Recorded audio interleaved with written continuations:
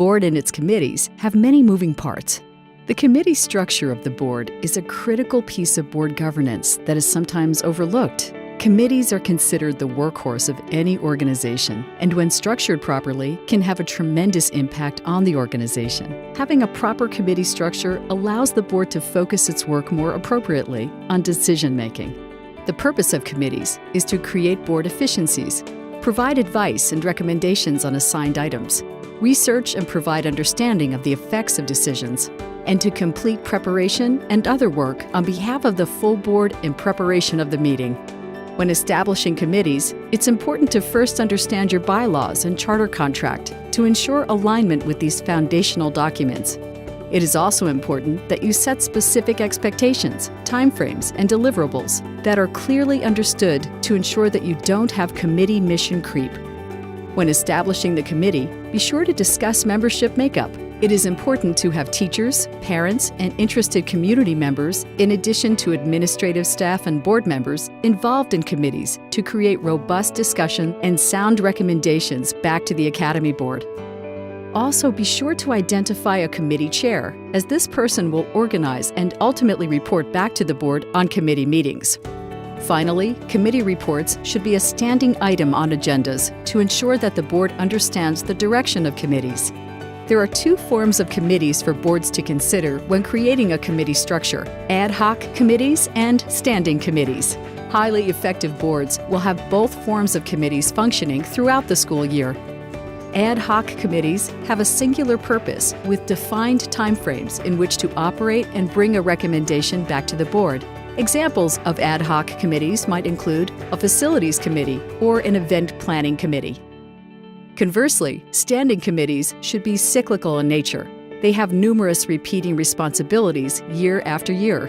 This should help you as a board to develop an annual calendar of discussion items for your board meetings. Examples of standing committees include academic, finance, and governance committees. The academic committee is critical to measuring success in your school. Its main purpose is to identify student academic excellence based on your mission and charter contract.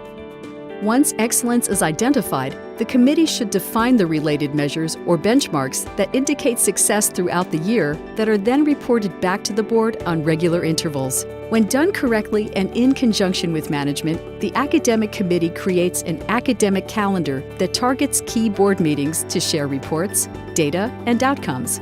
This process allows the board to stay in tune with academic success on a regular basis, rather than waiting until the end of the year to understand if they are meeting their goals. As the Academy Board, you are responsible for ensuring that the Academy is a good steward of taxpayer money.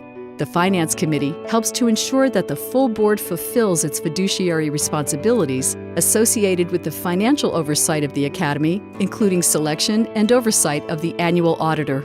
When done responsibly, the Finance Committee participates in nailing down the annual budget to ensure fiscal alignment with key academic, fiscal, and operational targets or goals. Monthly budget to actuals, quarterly financial statements, and financial reconciliations are all part of the reporting responsibilities that emanate from the Finance Committee to the full board. The Governance Committee assists the full board in self-perpetuating membership that strives for continuous improvement in how it provides oversight of the Academy's performance.